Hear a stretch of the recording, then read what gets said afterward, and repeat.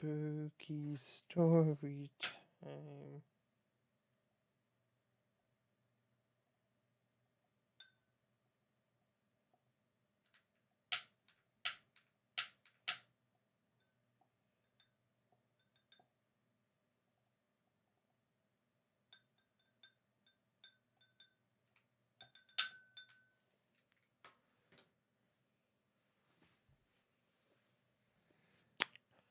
There we go.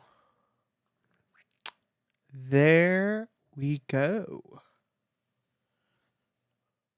We are here. We are good. Going to send out the push notification now that we are here and we are live. Live, live, live.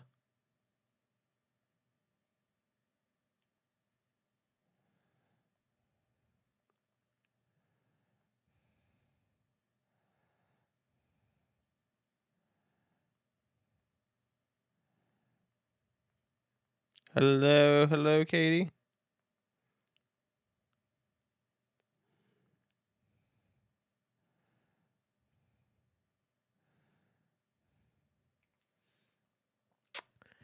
Hello, Tiffany. How are you, Tiffany? I'm Fuck. Hello, hello, hello. Slowly just coming in with everything here, guys. Just slowly coming on in. Getting everyone in here.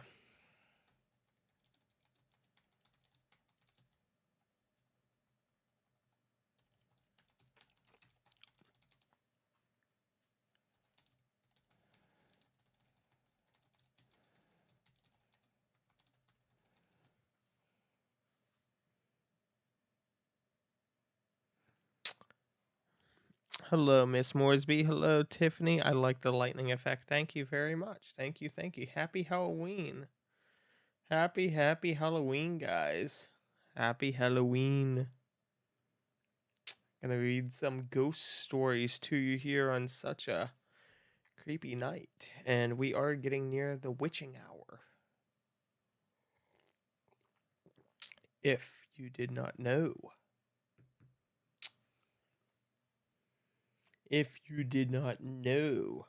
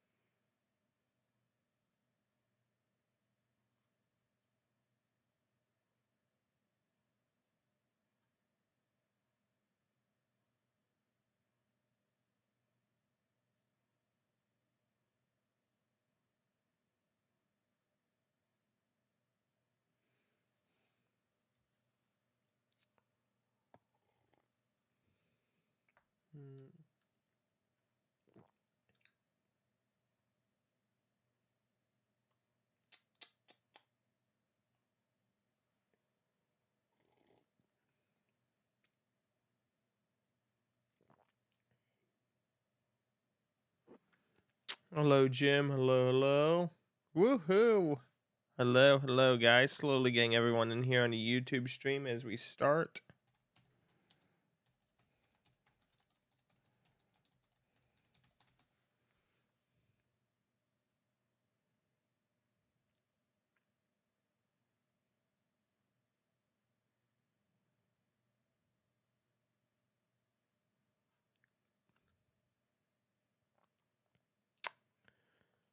So, let's do this. Okay, here we go. Glad to see you, man. Israel has been smoking tonight. Wow, they haven't stopped. No, Papa, they have not. They have not. No, they have not. It's very cold Halloween night here. It's very cold here, which I'm actually going to keep the heat on just a little bit longer here.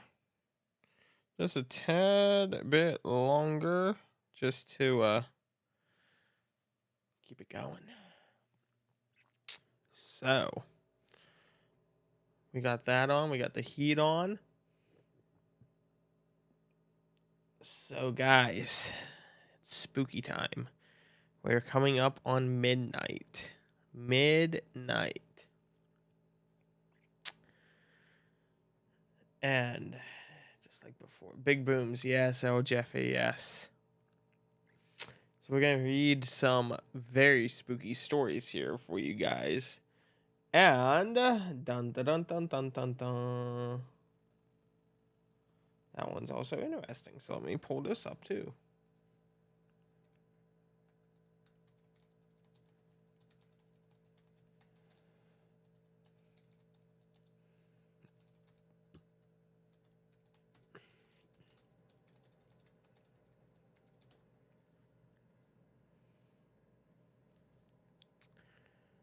Austin is my comfort streamer. Karina, well, I appreciate that. I appreciate that.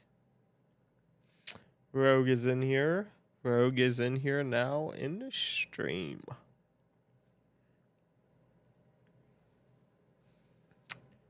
The sinking of the RMS Titanic in April of 1912 remains one of the most tragic maritime disasters in history. Yet, beyond the chilling accounts of that fateful night, the Titanic is also shrouded in stories of paranormal encounters, some of which continue to haunt those who dare to delve into its history. One such story revolves around a seasoned ship's captain named Edward Smith.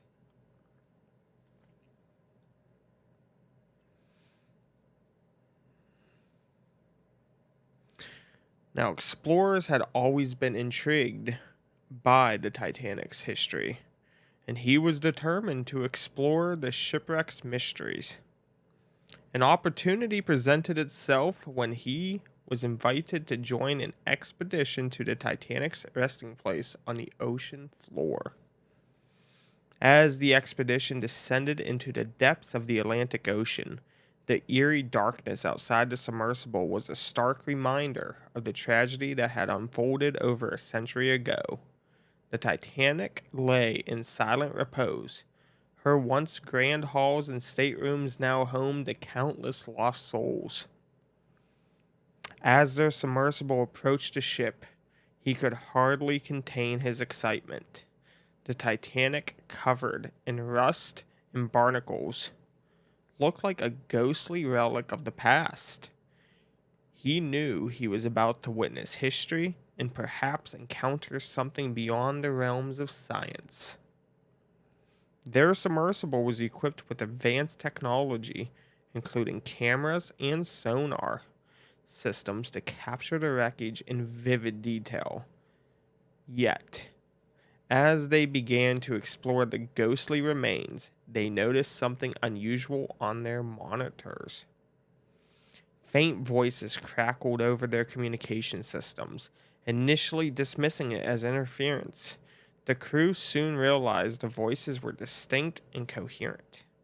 The voices seemed to be coming from within the ship, and they spoke in hushed tones, as if the Titanic's passengers and crew were still engaged in conversations that had been abruptly halted. Now the explorers were stunned. They listened closely to discern of the words.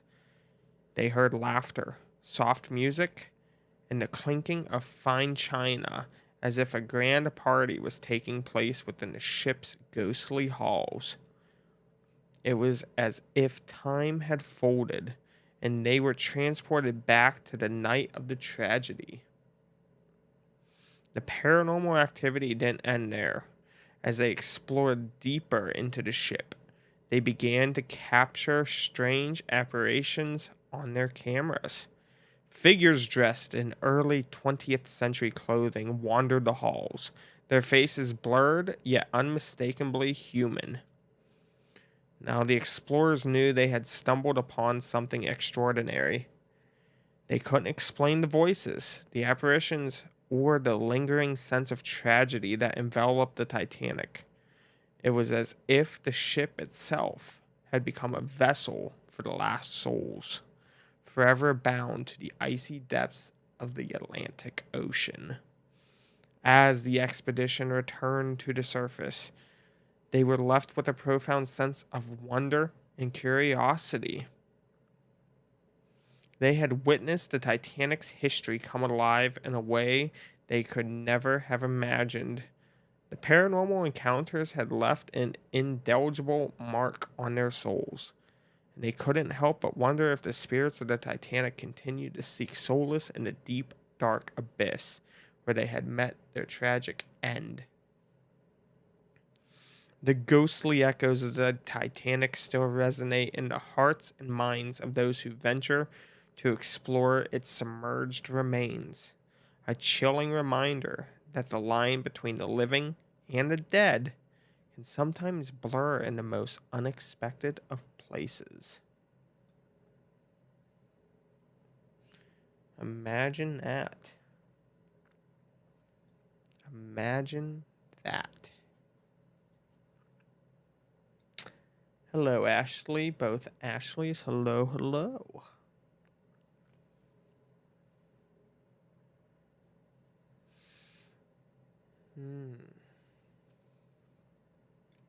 On a chilly autumn evening in Long Beach, California, a seasoned paranormal investigator named Sarah stepped aboard the Queen Mary. Her reputation as a skeptic in the world of the supernatural was well known, and she had come to the famed ship to debunk the rumors of ghostly encounters that had swirled around it for years. Good evening, Eric. Good evening, good evening, good evening.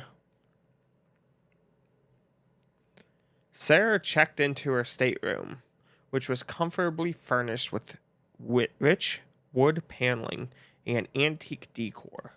She had a night ahead of her filled with audio recorders, cameras, and EMF meters, determined to prove that the Queen Mary was just another historic ship void of supernatural disturbances.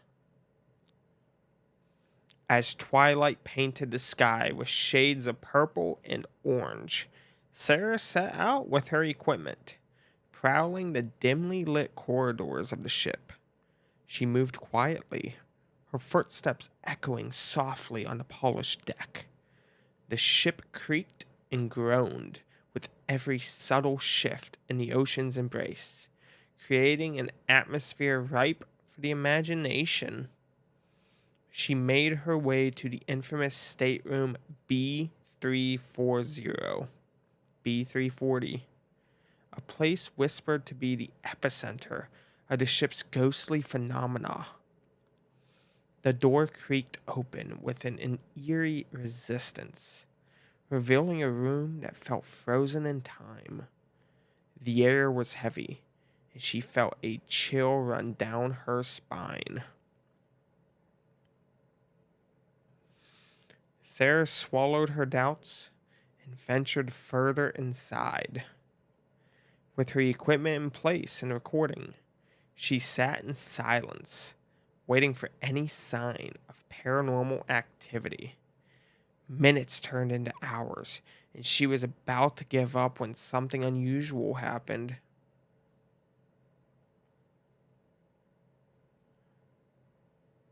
I can see the chat, guys. I can see all the chats here. Hello, hello, Silver. Hello. Rhonda, you should be able to see closed captions. You should be able to if you hit the CC at the bottom of the YouTube stream.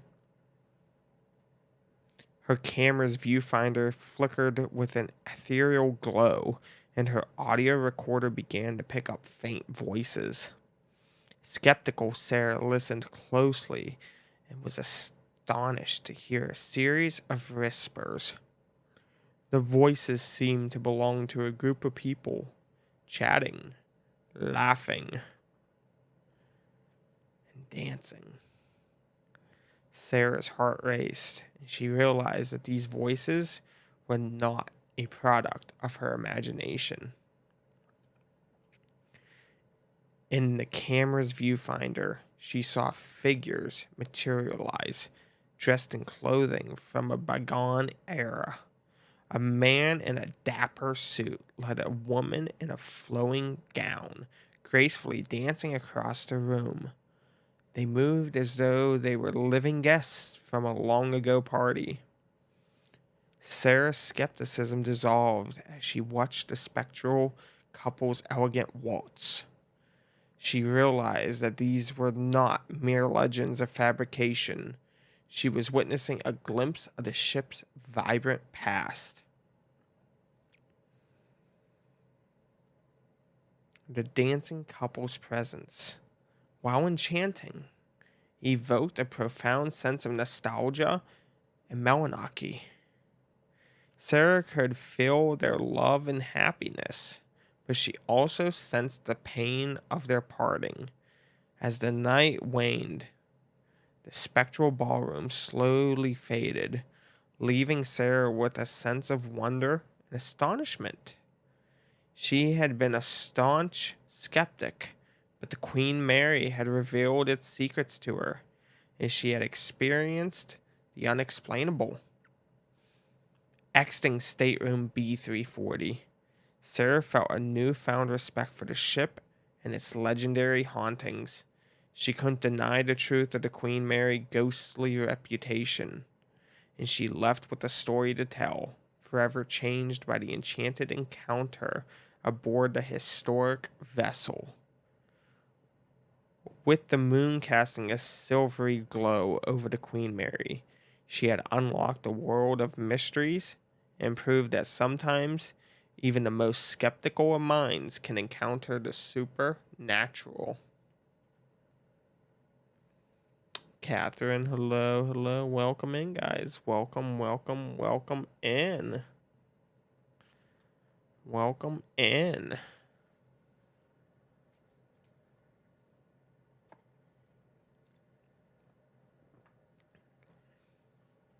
You guys are all sitting in here.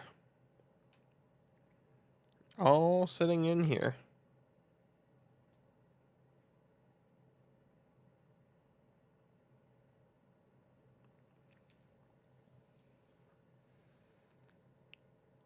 Nestled in the heart of Philadelphia, Eastern State Penitentiary stands as a haunting relic of America's prison history. Now, mind you guys, I've been to this prison and I've had my own experience with this prison. We went for a senior trip back in 2016, I believe, 2015. So I'll read this to you and then I will give you my impression of what I experienced.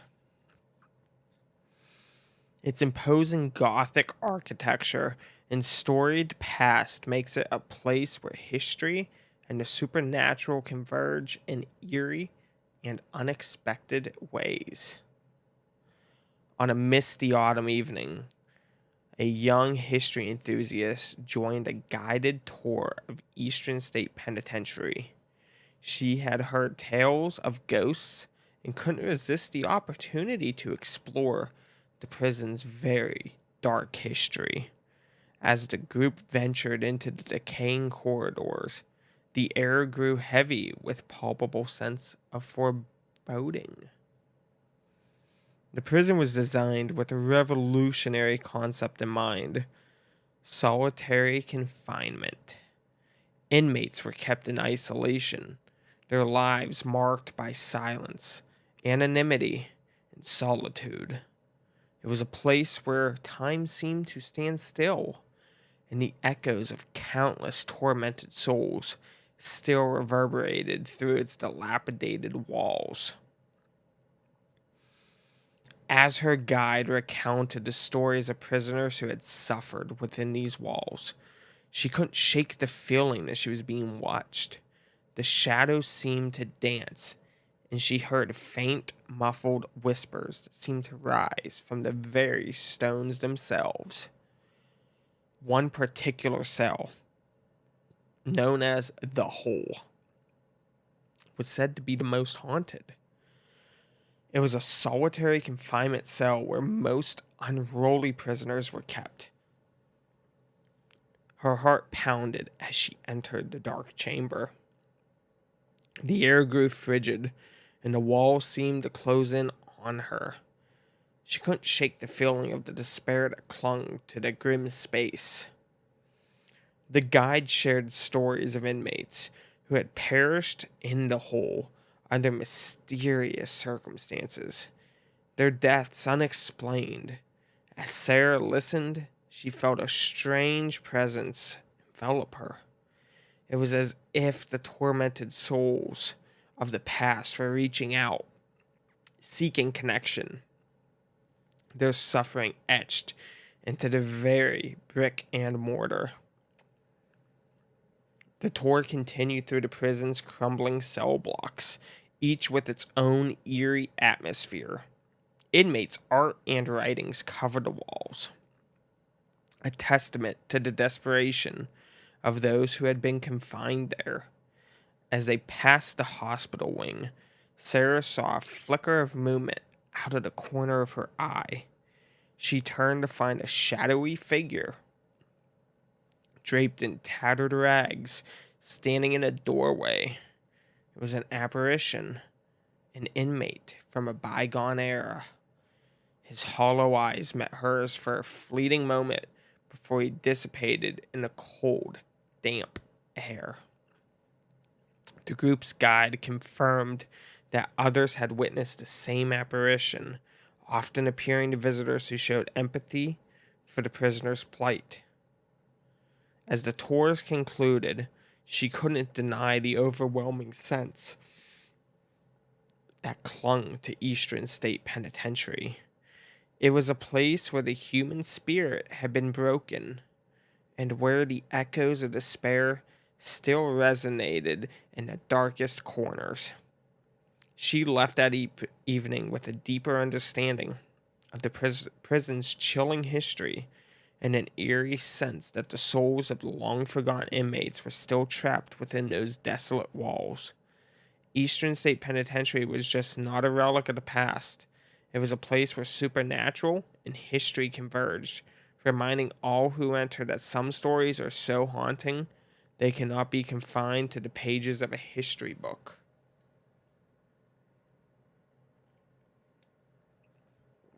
Now I've been to that prison.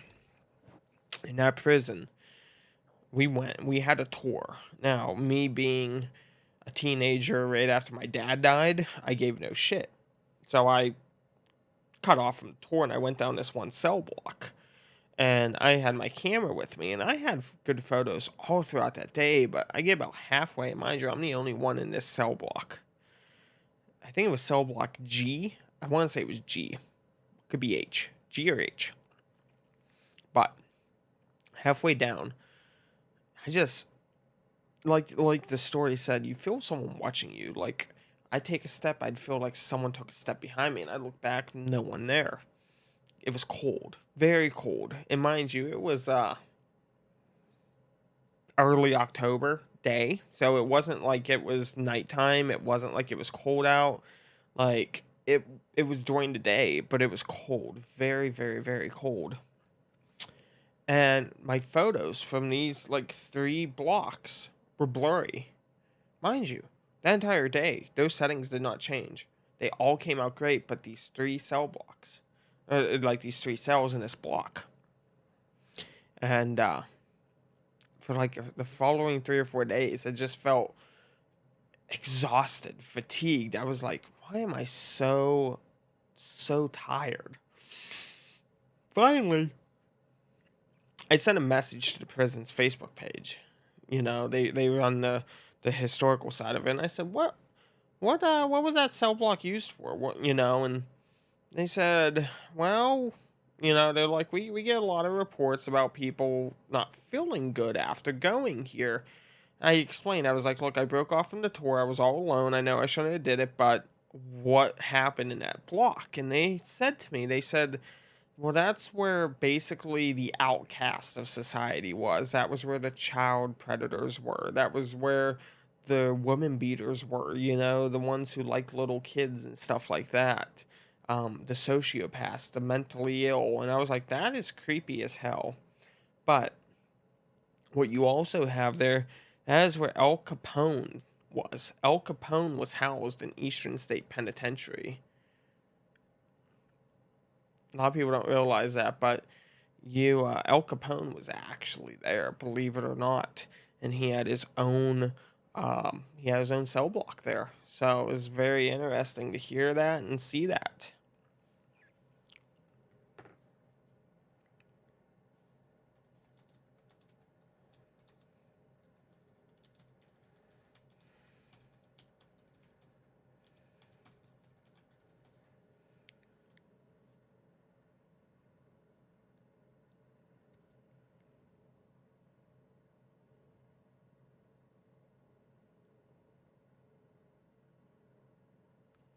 Mm.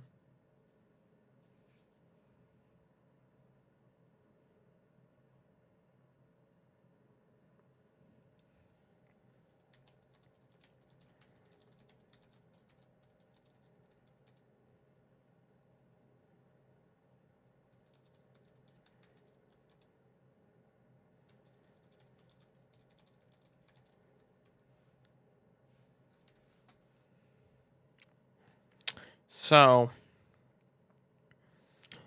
the next story is kind of interesting. So for those who don't know, I don't know how old all you guys are, but 9/11, okay, September 11th, Flight 93 goes down in Somerset.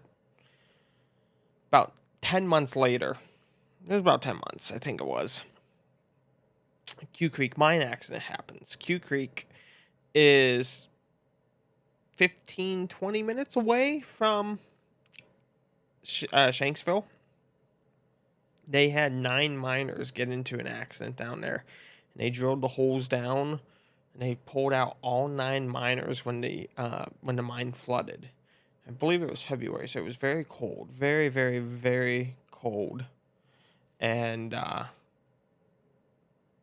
so yeah, this one's about Q Creek actually. This next one's actually about Q Creek, and it's very interesting. But yeah, I just think this is about 15 minutes away from where Flight 93 went down. Give me yourself a drink.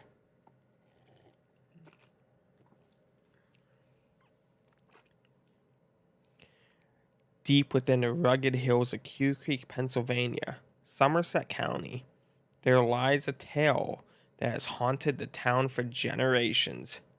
It's a story of miners who toiled beneath the earth, their lives forever changed by the darkness and danger of the mines. At the heart of this legend is the spine-chilling mystery of the headless miner. In the late 19th century, so the 1800s, the Q Creek mine was a bustling hub of coal production. Miners descended into its depths each day, their lives bound to the coal seams that lay beneath the rolling hills. The mines were known for their dangers, with cave-ins and methane gas leaks a constant threat.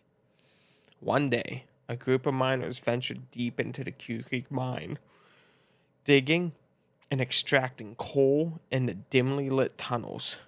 Among them was a miner named John, a diligent worker known for his strong sense of responsibility. John had a family to feed, and he was determined to provide for them. As they dug deeper into the mine, they encountered a stubborn rock formation. The men worked tirelessly, trying to break through. In their relentless efforts, they accidentally triggered a cave-in. Rocks and debris tumbled down, engulfing John in a torrent of darkness. The other miners worked tirelessly to clear the rubble and rescue their comrade, but when they finally reached John, it was too late. He had been decapitated by the fallen rocks. The miners, devastated by the loss of their friend, placed his body in a simple wooden casket and buried him in a nearby cemetery. The mining community mourned the tragic loss of John, whose life had been cut short so abruptly.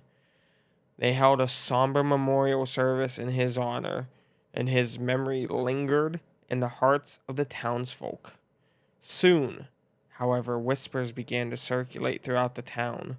Miners returning from their shifts claimed to have seen a headless apparition deep within the Q Creek mine. They described a ghostly figure clad in tattered work clothes, its shoulders slumped as if weighed down by an invisible burden. Its most eerie feature, or lack thereof, was the absence of a head. The headless miner, they said, was a restless spirit, forever bound to the tunnels he had known in life.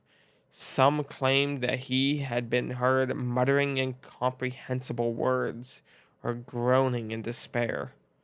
Others believed that he was searching for his lost head, condemned to an eternity of fruitless labor. Q Creek's headless miner became a local legend, a specter whose presence was both eerie and unsettling. Some were afraid to enter the mine, while others believed that the spirit was a guardian of sorts, watching over those who still ventured into the dangerous depths of the earth. The legend of the headless miner lives on in Q Creek, a reminder of the price paid by those who worked in the mines, and a testament to those enduring mysteries that shroud the world beneath our feet. Whether or not the spirit of the headless miner truly haunts the Q Creek mine, the tale continues to capture the imagination and curiosity of those who dare to explore the shadowy world of coal mining history.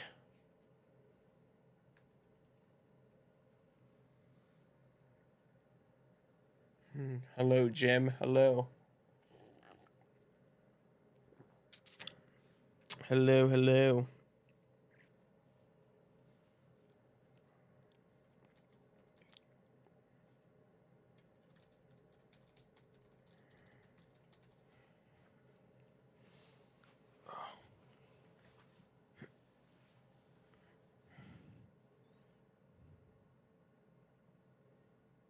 Hmm.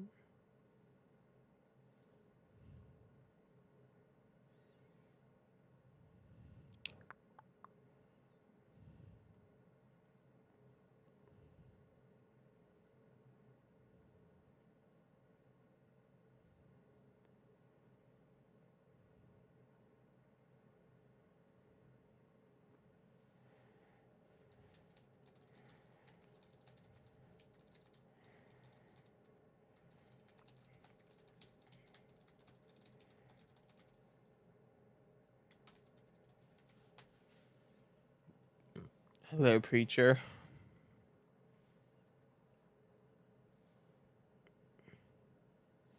Now, this one here is interesting, guys.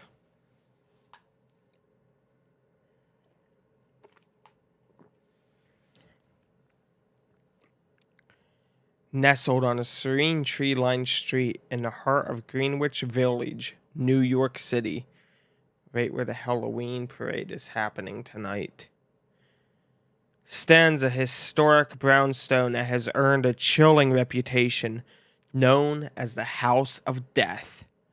This building, known as 14 West 10th Street, is said to be one of the most haunted houses in the city, with a history that spans nearly 2 centuries. In the mid 19th century, the building was constructed, and it wasn't long before a prominent judge named Horace Westbrook took up residence with his family. However, tragedy struck when Judge Westbrook's daughter, Gertrude, fell ill and passed away in the house. It is said that her spirit has never truly left. Years later, in the 1930s, the building gained notoriety as a dwelling for writers and artists. One of its most famous residents was none other than Mark Twain. My God, guys, I'm tired. Who lived there from 1900 to 1901. I also need to. There we go. Twain's tenure in the house was marked by personal tragedy, as his beloved daughter, Susie, succumbed to meningitis while they resided there. Some have claimed to witness the ghostly apparition of Susie on the premise. The hauntings did not stop with Susie's passing. Over the years, residents of the brownstone have reported a wide array of paranormal experiences. Mysterious footsteps echo through the hallways. Doors open and close on their own accord, and chilling whispers fill the air, as if the walls themselves have retained the memories of past inhabitants.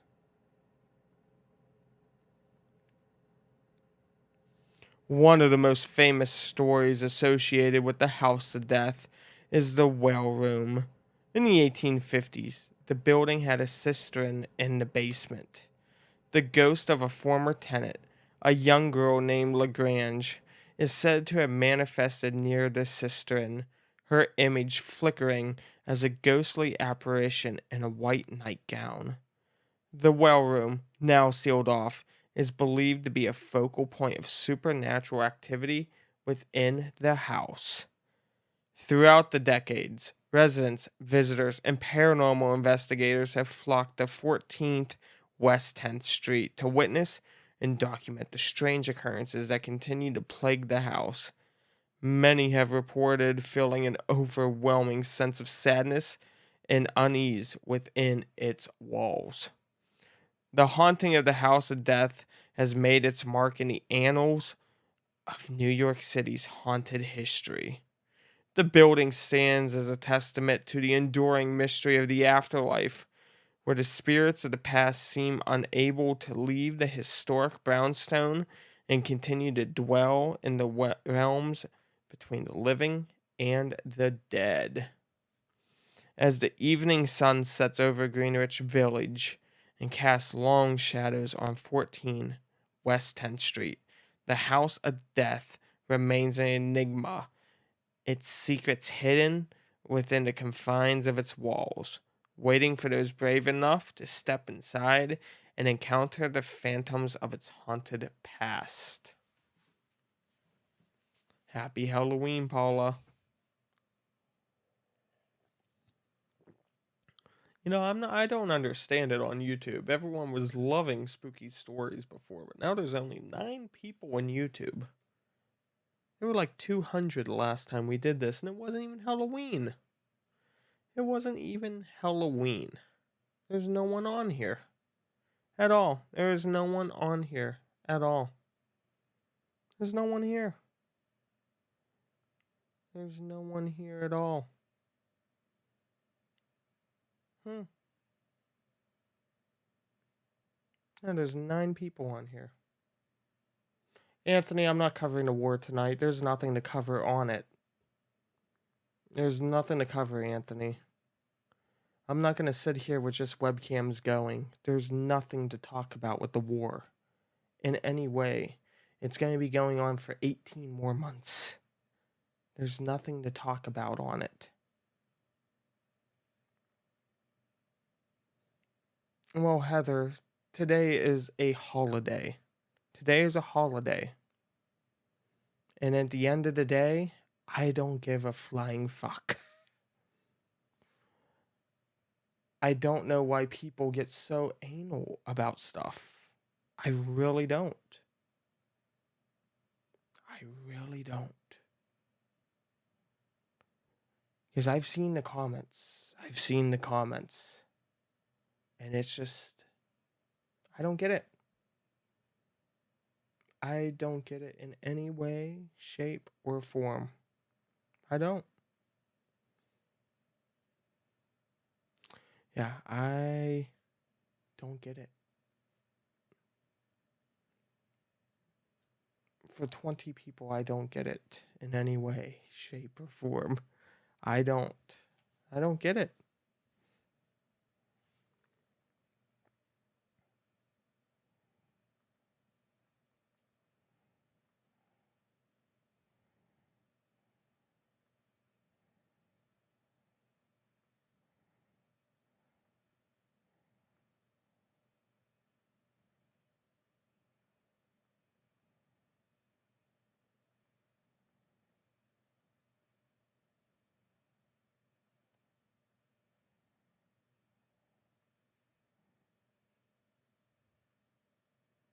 Yeah, I really don't get it in any way, shape, or form.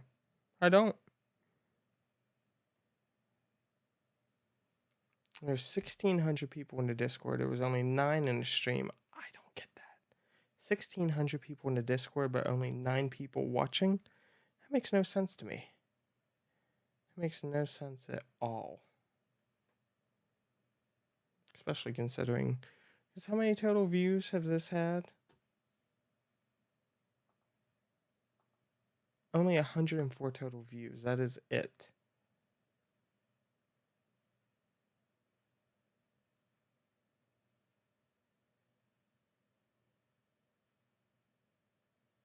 Yeah, I don't understand why people get obsessed with they want news. They want world news for something that's going to be going on for years to come. I don't get that. And some of the stuff being said in chat, I'm just so very awestruck about it. Would you rather I sit here and play on my phone and show you screens of the sun rising in Gaza with the occasional flying mosquito sound? I don't get that in any way, shape, or form. I don't get that. Yeah, I really don't understand why I get the hate that I do for that. And then no one wants to come in to watch the stream? I don't get that. I don't know. You didn't strike a nerve. We got 1,600 people in the Discord. There was only 9 people watching on YouTube. That makes no sense to me in any way. Which is it's always been on our nerves the past few weeks, is the amount of people lurking and just trying to get like insider info about how I do my streams. That's always been a big concern. That's all, because we know that there's competitors in our Discord lurking and taking content that we're publishing there. It's just been a big thing, and us mods have been talking about it tremendously. Because we're like, why are you in here getting information and content to use against us, So, no, Silver, trick-or-treat's done. Most trick-or-treat was done at 7 p.m. It's 12:34 here. It would be 10 p.m. over in California, so no. There's no one else having that. So yeah, that's one thing that I wasn't really understanding over here, Really not getting with this whole because that's been a big thing. Yeah, so I don't know. I don't know. I just feel like a buffoon sitting over here talking to only just a handful of people when it's usually much, much more busier. I don't get it.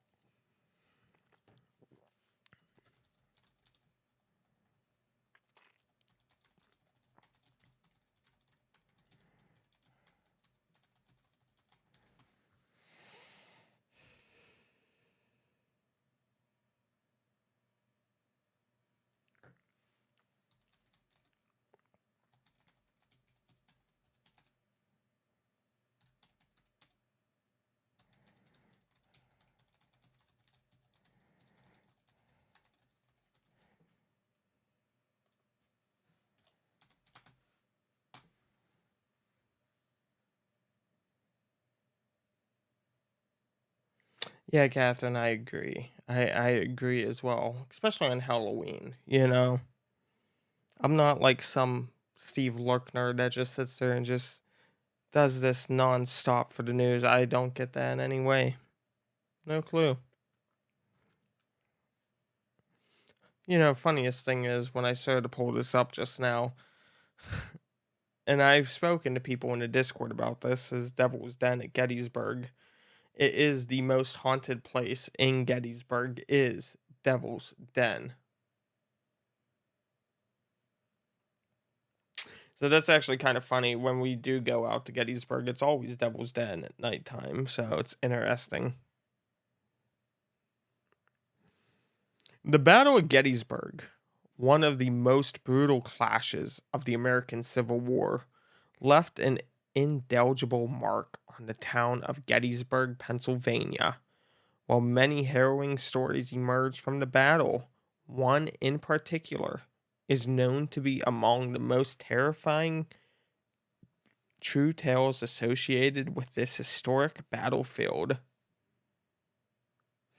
It was a sweltering July afternoon in 1863 when two Confederate soldiers found themselves on the rocky terrain known as Devil's Den, a desolate and foreboding stretch of land strewn with boulders and the remnants of earlier battles.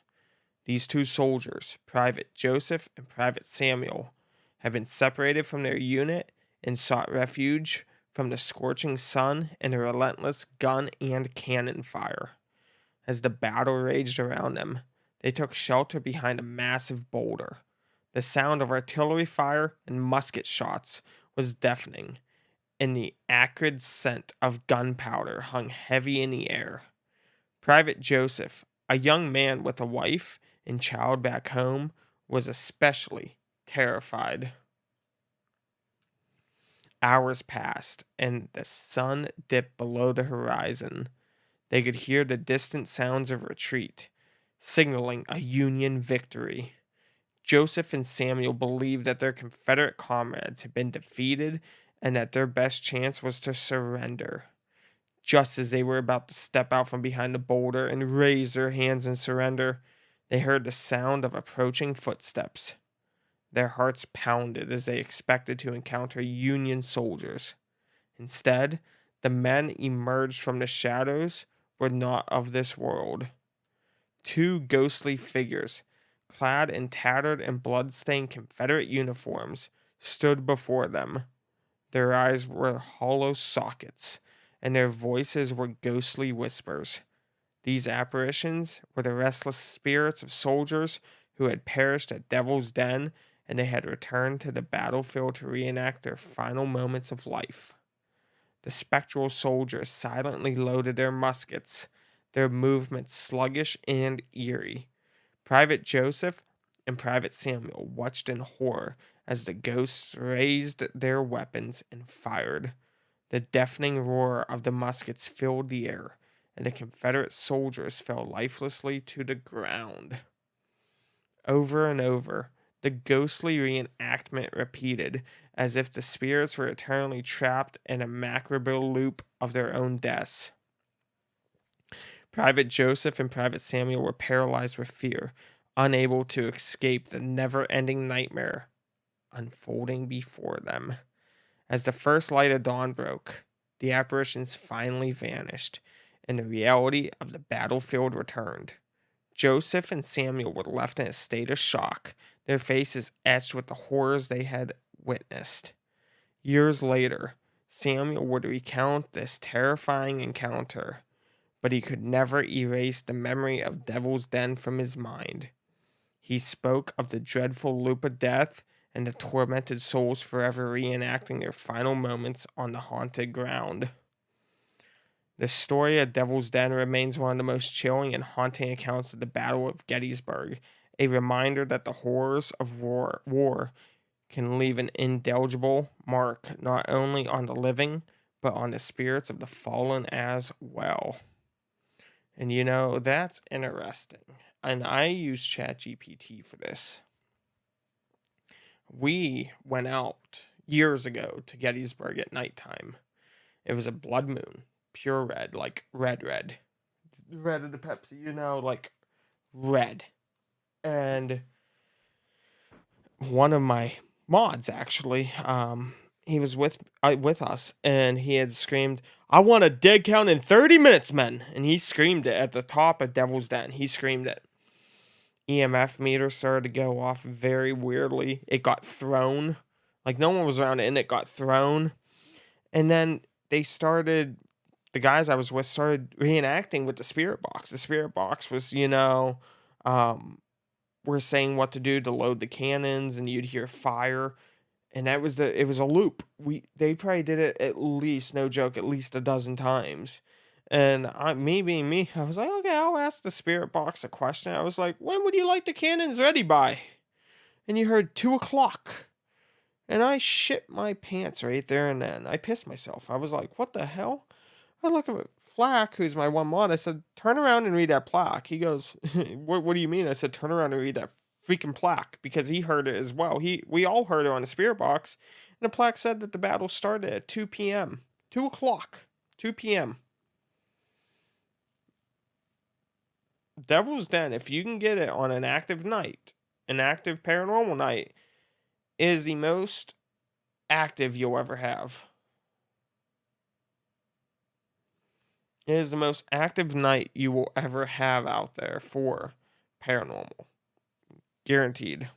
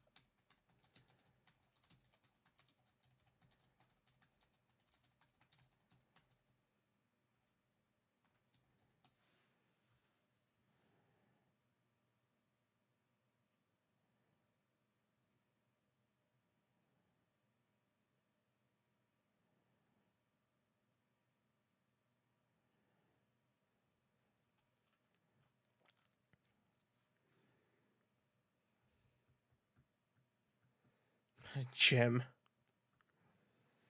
In the late 19th century, the picturesque town of Fall River, Massachusetts, seemed the embodiment of tranquility and tradition.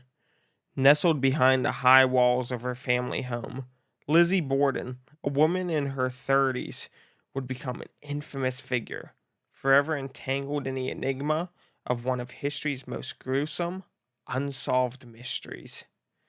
The Borden residence, a grandiose two-story structure on 2nd Street, stood as a stark contrast to the disquiet within its walls.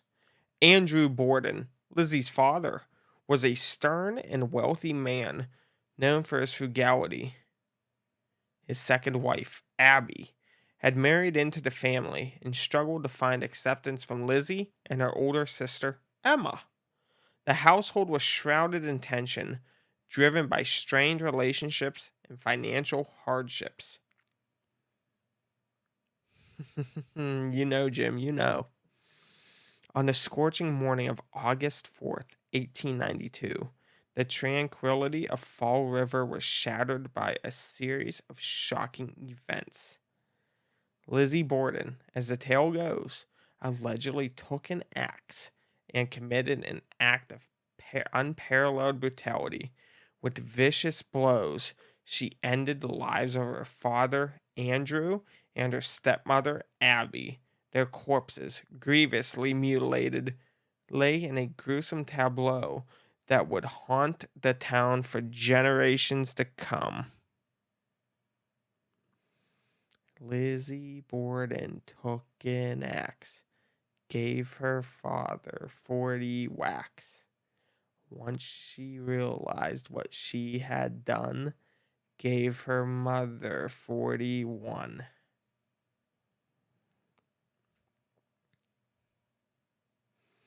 News of the murder spread like wildfire through Fall River. Lizzie Borden, the prime suspect, was arrested, and the investigation that followed uncovered grisly and gruesome details.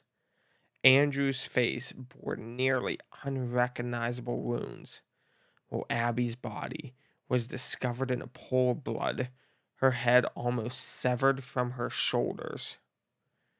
The trial that ensued was a spectacle that captivated the nation with shocking and graphic testimonies, including gruesome crime scene photographs. The prosecution built a compelling case against Lizzie, suggesting a motive rooted in family disputes and the contentious issue of inheritance. Lizzie's trial was an ordeal that pushed her to the brink. She maintained her innocence and claimed to have been outside of the home during the murders. The defense argued that there was no direct evidence connecting her to the crime. The jury's verdict was a surprise. On June 20th, 1893, Lizzie Borden was acquitted of all charges. She walked out of the courtroom, a free woman, but forever marked by the horrors of that fateful August day. Lizzie returned to her home, the infamous Borden House, which remained a place of horror in the eyes of the community. The town never fully accepted her innocence, and she lived out her life in Fall River, shunned and ostracized. The gruesome murders of Andrew and Abby Borden have remained a chilling mystery for over a century. Whether Lizzie was the perpetrator or an innocent victim of a botched investigation, the horrors of that August morning have never been fully explained. The Borden house, now a bed and breakfast, is said to be haunted by the spirits of the victims. Guests report hearing eerie whispers and experiencing unexplained phenomena, as if the gruesome events of that day still linger in the very walls of the house.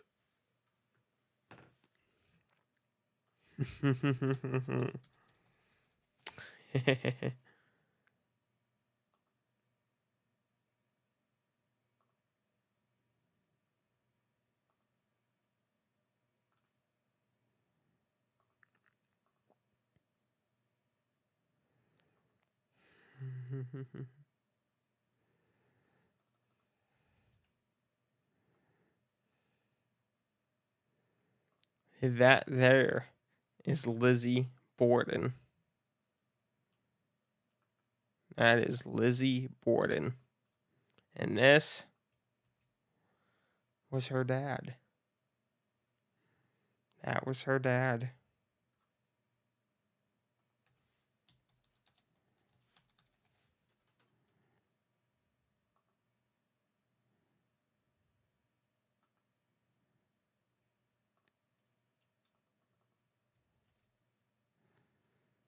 And that was the mother. Wine. Thank you for the $5 super chat there, Wine Country Stacking. Thank you, buddy. Austin, thank you. This is great. I'm loving the stories. Thank you very much. Much appreciated.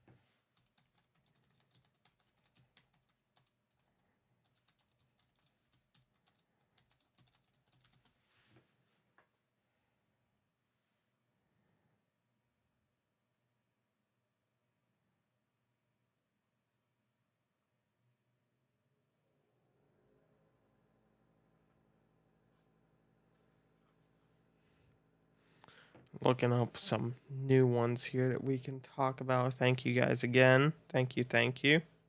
There's no condom on the keyboard tonight. I mean, we just shut down one of the state-run hospitals, the psych hospitals.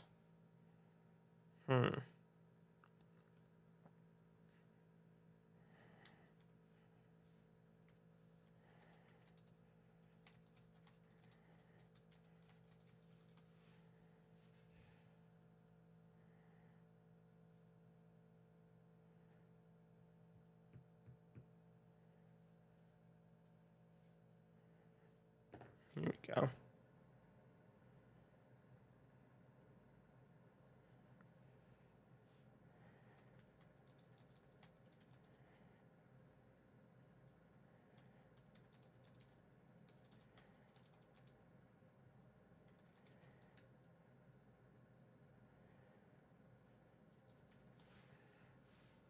Papa's still here.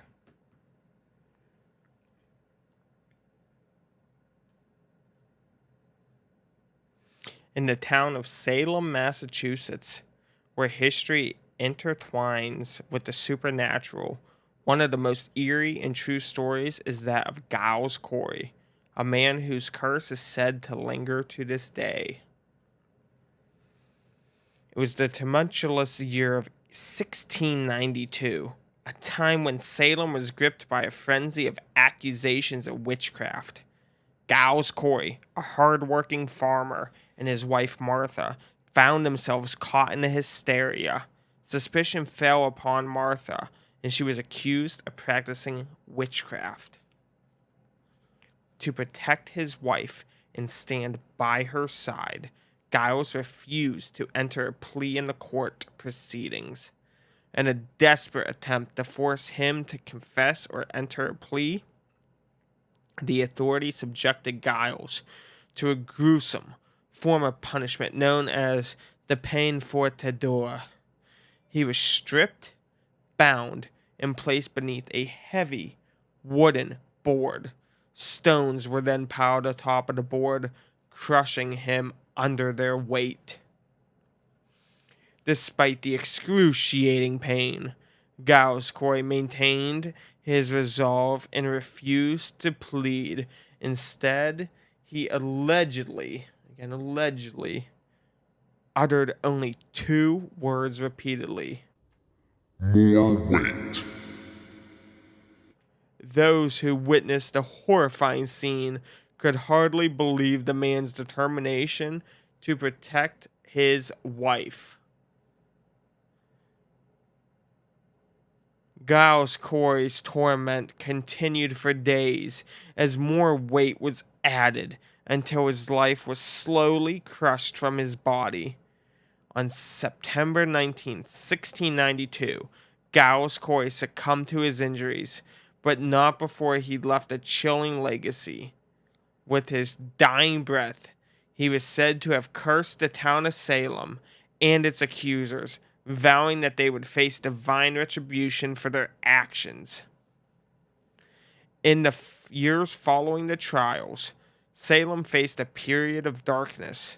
Crops failed, and the town experienced economic decline and hardship. Many came to believe that Giles Corey's curse had brought a darkness over Salem, punishing those who had condemned innocent people to death. Today, Salem is a town known for its rich history and the infamous witch trials. Visitors flock to the town, intrigued by its spooky past and tales of witches, curses, and haunted sites. The curse of Giles Corey lingers in the collective memory of the town, a reminder of the tragic events that unfolded in 1692. Well, I learned about Giles Corey in school. Giles Corey.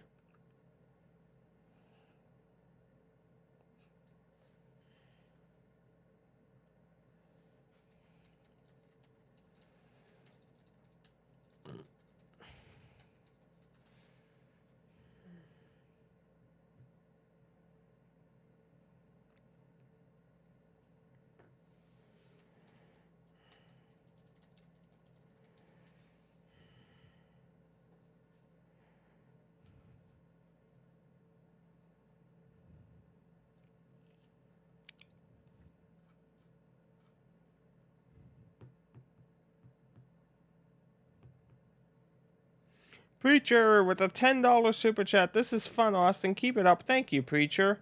Thank you, thank you. Yes, wine. 1692. So that is before. That's even before the foundation of America. Thank you, guys. Thank you. Looking at some stuff here right now. Oh. Interesting.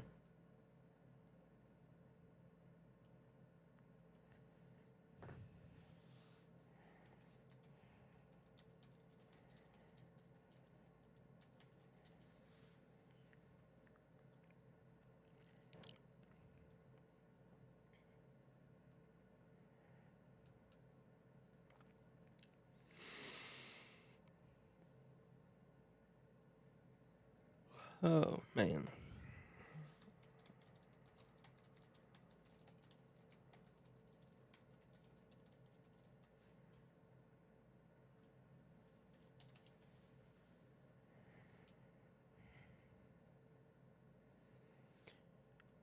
Perched on the coast of Florida, the St. Augustine Lighthouse has stood as a beacon for sailors for over a century. But beyond its maritime history, the lighthouse is also known for something far more eerie: its haunted tales. In the late 19th century, Eliza, the daughter of Hezekiah Petit, the superintendent of lighthouse construction, lived near the lighthouse. She had a deep affection for the towering structure, often playing in the vicinity. One fateful day, while Eliza was near the lighthouse, a cart overturned and she was severely injured. Despite the best efforts to save her life, Eliza succumbed to her injuries. Her death left a lingering sadness in the hearts of those who knew her. As the years passed, the lighthouse keepers and visitors to the St. Augustine Lighthouse reported ghostly encounters. The apparition of a young girl in 19th century clothing, believed to be Eliza, was seen playing in the vicinity of the lighthouse. Her laughter and cries were heard by many, though no living children were present. Visitors to the lighthouse have also reported unexplained phenomena. Doors would creak open and shut on their own, objects would move mysteriously, and the air would grow cold in certain spots. The echoes of footsteps, as if someone was climbing the spiral staircase, reverberated through the lighthouse, even when no one was present. To this day, the legend of Eliza and the hauntings of the St. Augustine Lighthouse persist. Visitors from all over come to experience the eerie ambience, hoping to catch a glimpse of the spectral figure of the young girl who met a tragic end. While some might dismiss these tales as mere folklore, there is an undeniable presence and an all around the St. Augustine Lighthouse that continues to mystify and send shivers down the spines of those who dare to explore its haunted history. As the sun sets over the Atlantic Ocean and the lighthouse stands tall against the darkening sky, the echoes of the past seem to come alive, leaving a chilling reminder of the enigmatic and supernatural that surround the lighthouse. Good night, Ashley. Good night. Good night. Good night.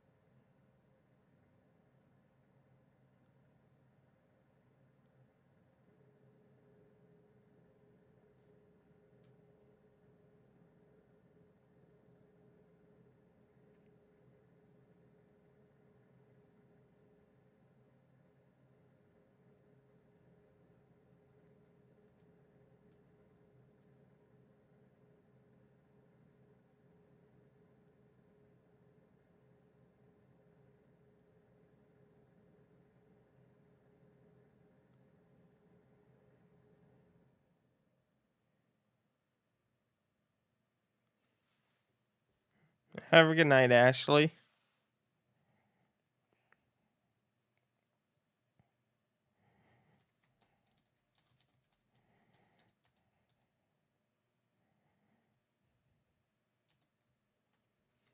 There you are, Aussie Kanga. Hello, hello, hello.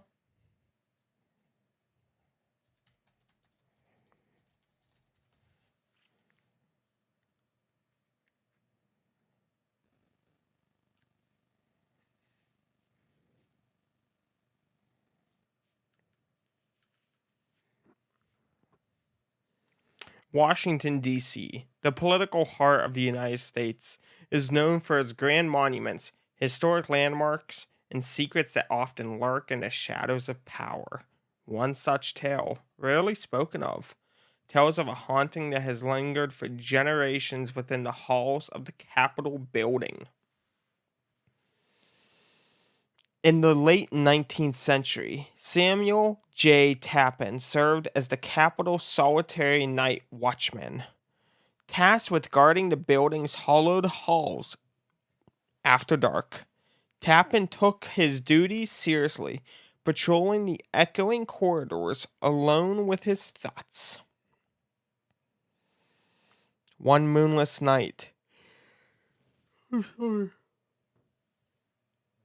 One moonless night, as Tappan made his rounds, he encountered a mysterious figure, cloaked in tattered garments. The stranger seemed disoriented and lost. Tappan approached with caution, offering help, but the figure's face remained hidden beneath a hood.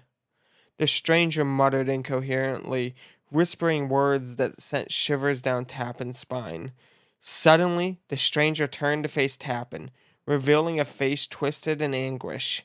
The sight was so unnerving that Tappan stumbled backward, losing his lantern in the process. In the eerie darkness, the Capitol's once familiar corridors seemed to stretch indefinitely. Tappan hurried to retrieve his lantern and returned to the spot where the stranger had stood, but the figure had vanished without a trace. The encounter haunted Tappan, and he began to hear whispered voices in the dead of night, their origin indiscernible. He would find objects moved, chairs overturned, and unexplained cold spots. Each encounter left him more convinced that the Capitol held an unsettling secret. Tappan's account of the eerie encounter spread, and soon other Capitol employees began to experience the inexplicable. Some claimed to hear mournful wails echoing in the chambers, while others saw ghostly figures in the corners of their vision. Over the years, the legend of the Capitol's shadowy apparition grew, and the spectral figure be known, quote, as the lost soul of the Capitol. It was said to be a restless spirit, forever condemned to roam the halls, a prisoner of some unexplained sorrow. To this day, whispers of the haunted Capitol persist, while the hustle and bustle of politics continue by day. The Capitol's shadowy secret awakens when the night descends, a chilling reminder that even the heart of power, the past has an uncanny way of lingering, haunting the living and shaping the future.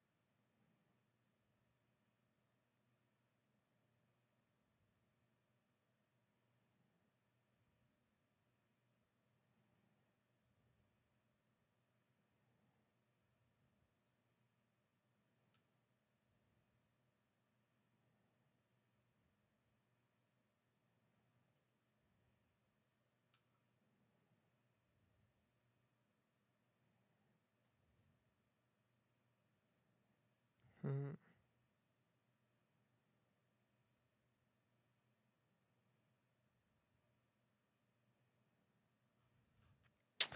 This is an interesting story. This is a very interesting one. Paula, thank you, Paula, for the $5 super chat. Thank you so much, guys. Thank you, thank you.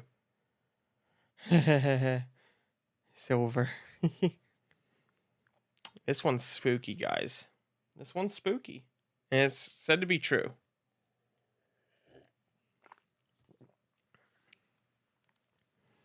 In a remote farming community nestled deep in the heartland of America, there lived a hard-working farmer named John Miller. For generations, the Miller farm had toiled on their land, but their crops had never thrived as they had hoped. Each year brought only meager harvests, barely enough to sustain the family and the small village that depended on their produce. Desperation grew within John's heart as he watched his family suffer. He could no longer bear to see his children go to bed hungry or his wife's eyes filled with worry.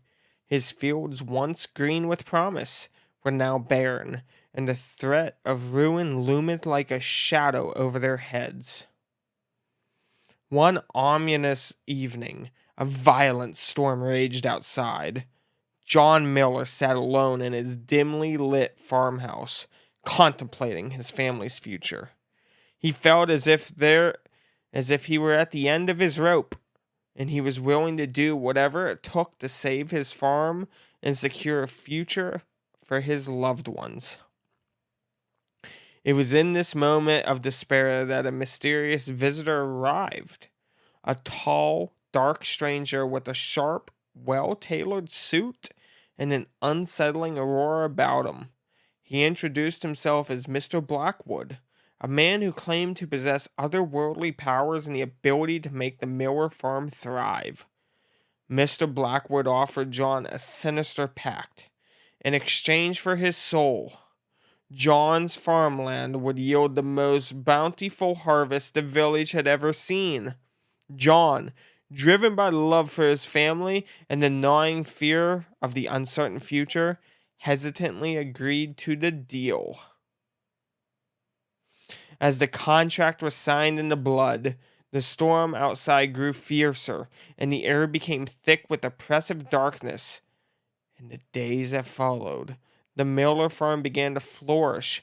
Crops grew with unnatural speed and abundance, and the fields were a lush, verdant paradise.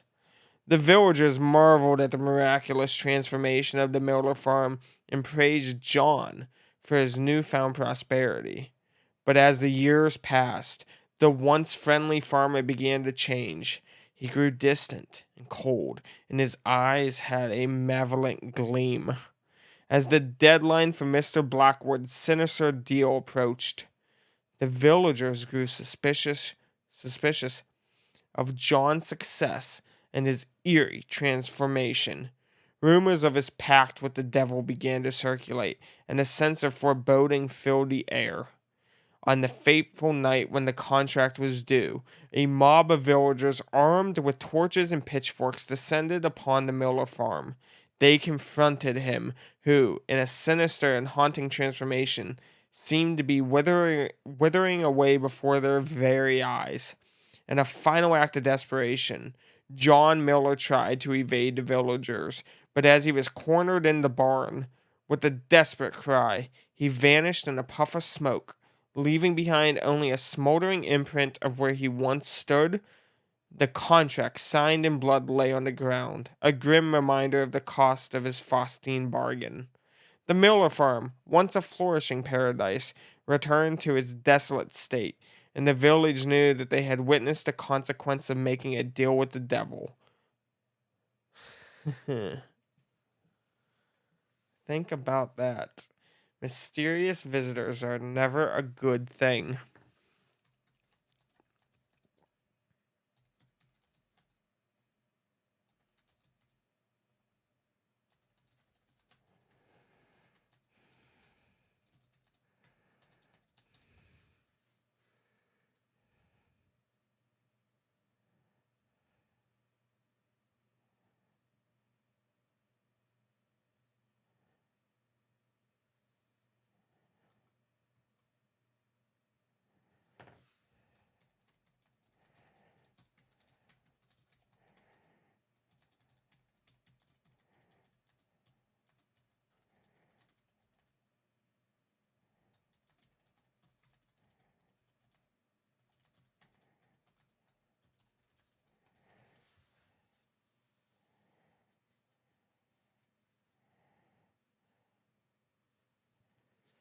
In the heart of the Mojave Desert, 29 Palms stands as a harsh and unforgiving training ground for the United States Marine Corps.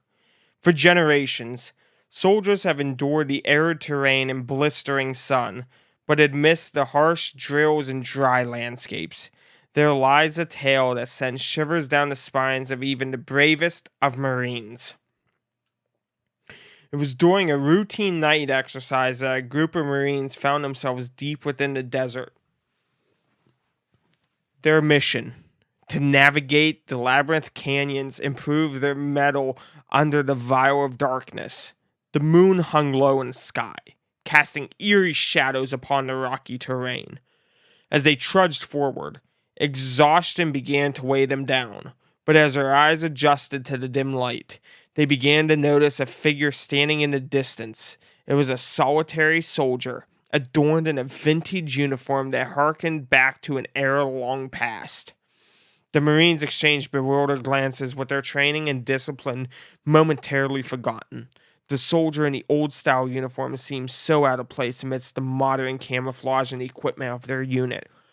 His gaze was unwavering, and he appeared to be guarding a rocky outcrop. As the Marines approached, they noticed something uncanny. The soldier's uniform bore a distinct insignia, one that hadn't been used for decades. His helmet, an archaic design, seemed to carry the weight of history upon its rusted surface. His presence was surreal, and the tensions in the group thickened. Despite the unease that washed over them, the Marines attempted to engage the ghostly soldier, but the figure remained silent, as if locked in a spectral trance. It was then that they heard it, the distant whispers of the wind carrying echoes from the past. With mounting trepidation, the Marines decided to continue their exercise, leaving haunting figure behind. But no matter how far they ventured, the apparition remained in their peripheral vision, a sentinel from another time, silently guarding his post in the desert. Upon completing their exercise and returning to the base, the Marines discovered something unsettling. An old photograph, taken decades ago, depicted the very same soldier they had encountered in the desert. His name was Corporal Robert Parker, and he had gone missing during a training exercise in the 1940s. To this day, the eerie presence of Corporal Parker, the sentinel of 29 Palms, remains a haunting mystery. Was he a guardian of the desert, a spirit bound to his post, or was the encounter a shared hallucination brought upon the brutal conditions of training? Hmm.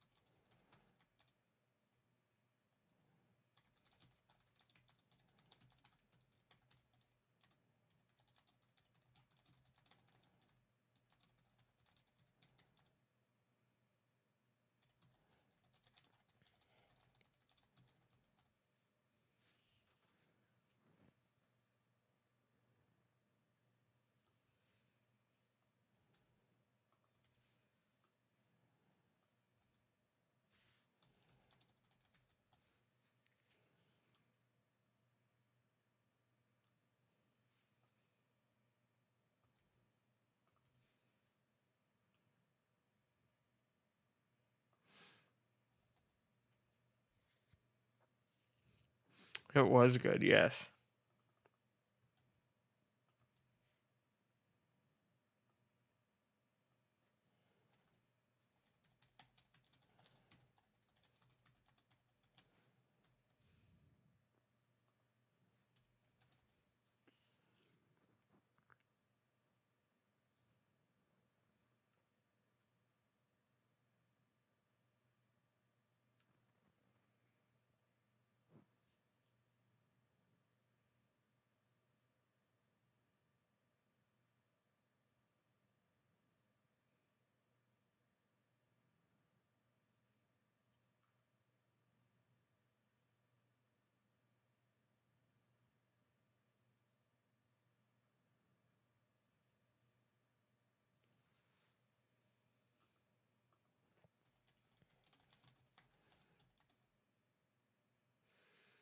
See you, Jim. Have a good night. Thank you, Jim. Thank you. Thank you.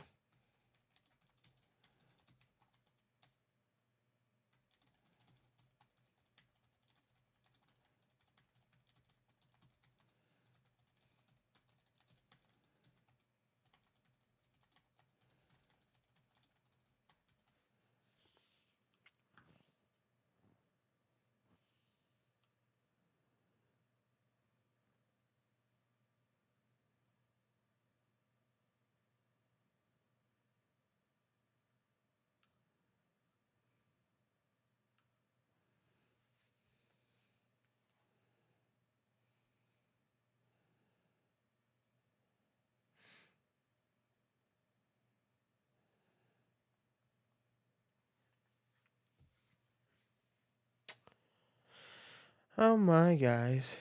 Oh my. Let's see here.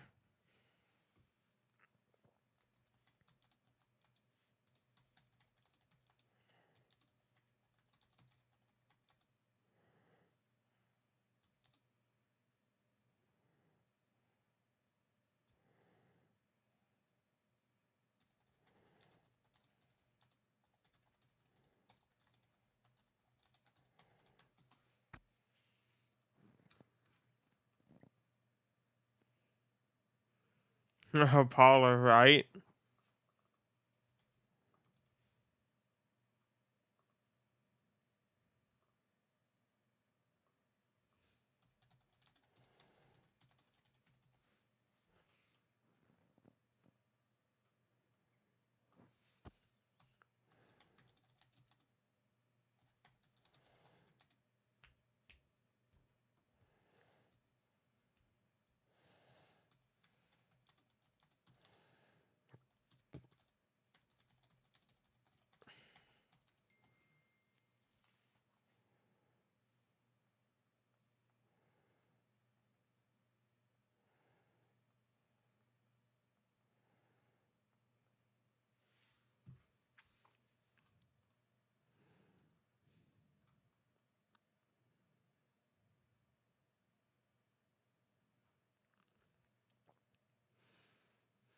On a moonless night, the desolate stretch of Route 66 seemed to go on forever.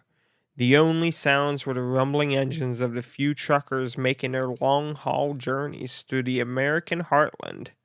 But one trucker's tale would become the stuff of legend, a story whispered in truck stops and diners along the highway. Jake Barnes was a seasoned trucker who had spent most of his life on the road. He was a man of few words, but the stories he carried with him were as heavy as the cargo in his truck. He had traversed Route 66 countless times, but one fateful night would etch a chilling memory into his mind. As Jake navigated the lonely highway, he saw a pair of headlights approaching in his rearview mirror. Another trucker, he thought, but as the vehicle drew near, it became clear that something was amiss. The headlights flickered erratically, casting eerie shadows on the road. Jake radioed the other driver, but there was no response. The truck drew dangerously close. The driver seemingly intent on a collision. Jake swerved to avoid the impending crash and watched in horror as the other trucker's vehicle continued down the road, disappearing into the distance.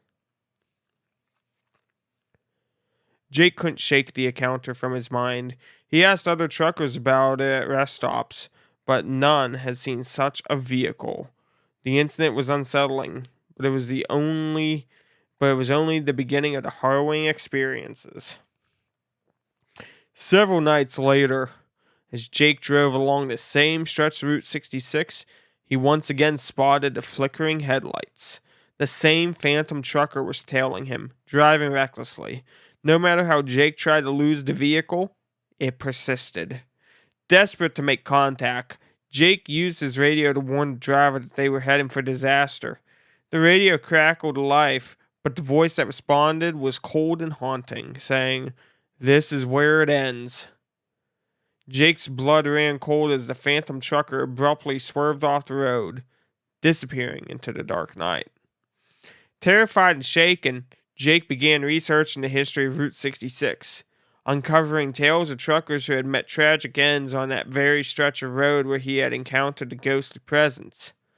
It was said that a vengeful spirit haunted the highway, seeking retribution for an accident that had taken the lives of many truckers years ago. But, as he delved deeper into the stories, Jake came to realize that he encountered the restless spirit of a trucker who had perished in a horrific accident, a spirit forever bound to Route 66. The ghostly encounters were the spirit's attempt to warn other truckers of the perilous stretch of road, ensuring they didn't meet the same tragic fate. Jake never saw the phantom trucker again, but he continued to drive Route 66 with a newfound respect for the road and its restless guardian.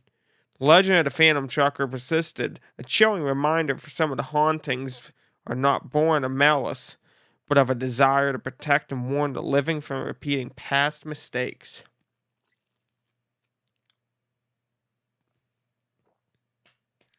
Oh my god, mushroom gummies now?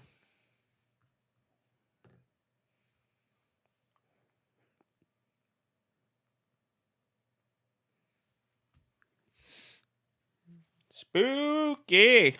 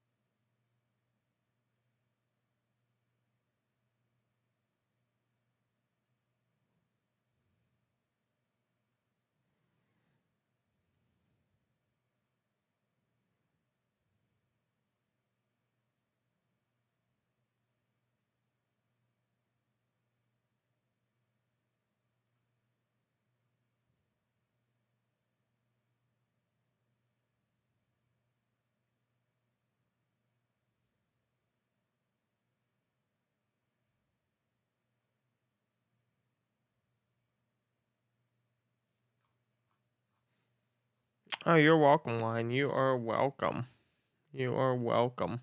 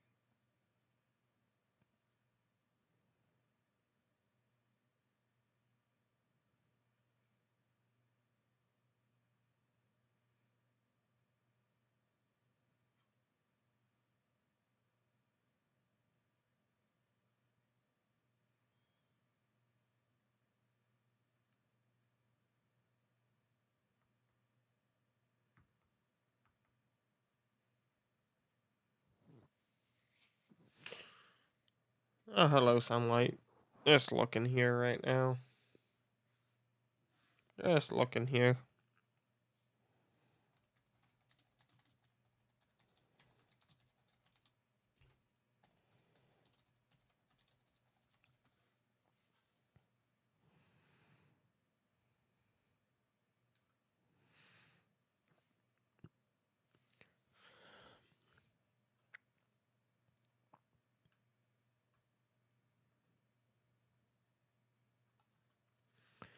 Pearl Harbor, a place eternally etched into history for the tragic events of December 7th, 1941, is more than just a memorial to the past. It is a place where the echoes of history resonate, where the spirits of the past continue to linger. In the stillness of the night at Pearl Harbor, an eerie calm often envelops the waters and the naval vessels that rest beneath the surface. But some nights, the tranquility is shattered by ghostly apparitions, remnants of the past.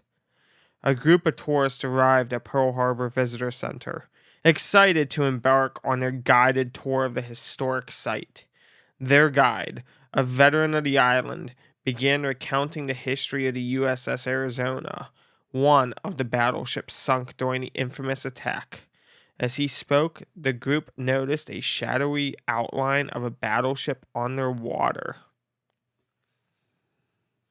To their amazement and terror, they saw the deck the deck of the USS Arizona filled with apparitions of sailors in uniforms, going about their duties as if frozen in time.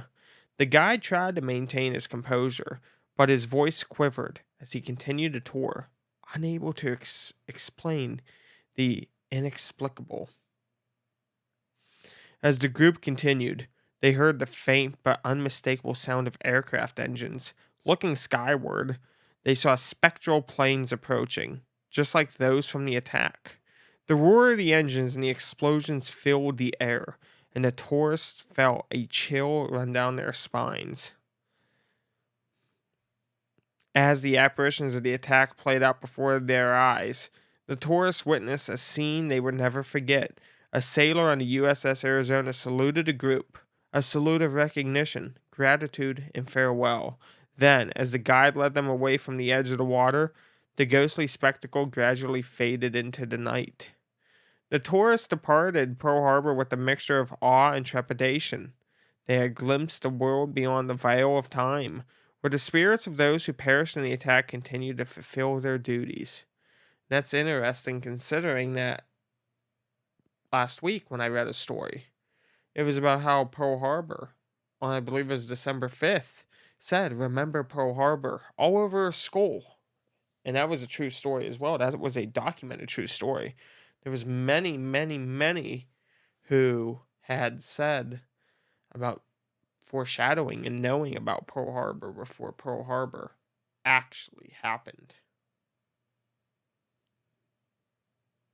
It's very interesting. Very, very, very interesting.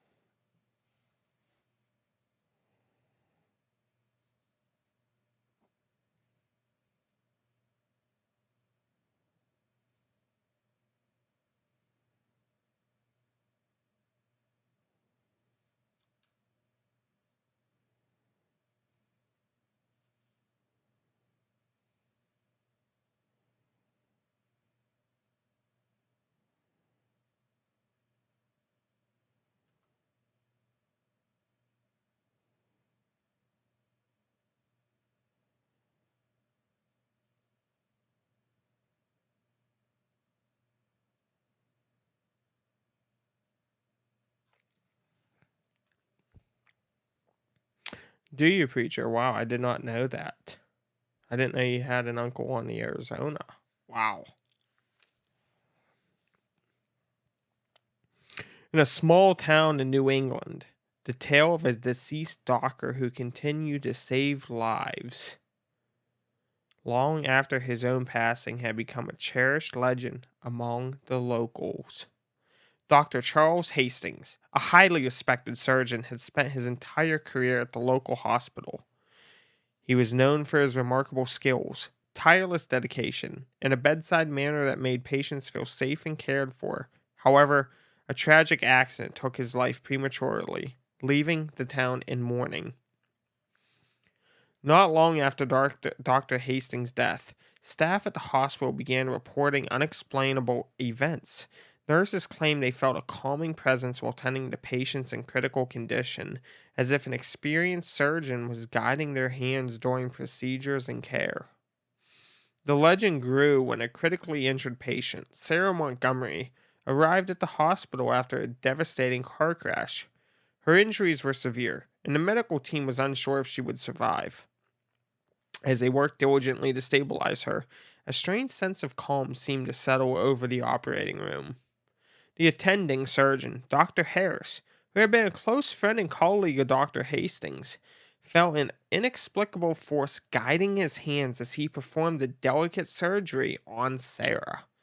His movements were precise, and his decisions were met with unwavering confidence. Remarkably, Sarah's condition began to improve, defying the initial prognosis.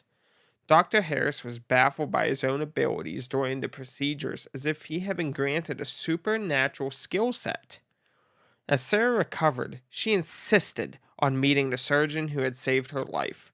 When Dr. Harris introduced himself, she recognized him as the man who had operated on her. She also shared her vivid recollection of a man who watched over her during the surgery, wearing a white coat, just like Dr. Hastings. The revelation sent shockwaves through the hospital staff. The legend of Dr. Hastings, the guardian surgeon, took on new life. It was believed that his spirit continued to watch over the hospital and guide his colleagues in moments of great need. Over the years, many patients who had experienced remarkable recoveries in the hospital claimed that they too had felt the healing touch of a guardian surgeon. Dr. Hastings' legacy lived on, not only in the memories of those who knew him, but in the countless lives he continued to save from beyond the grave.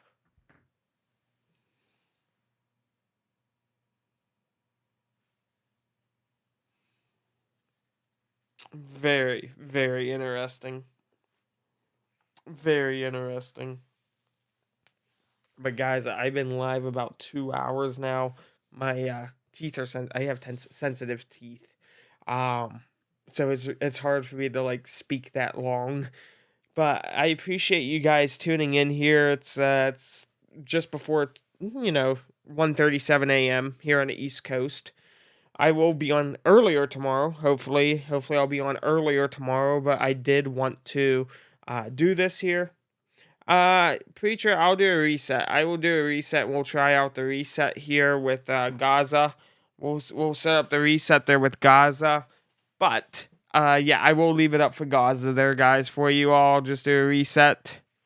But I did want to do the Halloween special there for 2 hours. Give you guys something to do a little bit different than just watch, But thank you all so much for everything. You guys are always fantastic as always. And I will see you all tomorrow. So thank you very much, guys. Honestly, thank you. Thank you. Have a great night. And I will be back. No, that's the Wi-Fi. That's Wi-Fi. That is Wi-Fi. For those who are asking on TikTok, that is a Deco Wi-Fi access point. See the green light? Green light. But thank you guys. Thank you for a great night. Enjoy the Halloween. Enjoy Halloween and all candy that you guys got. Thank you.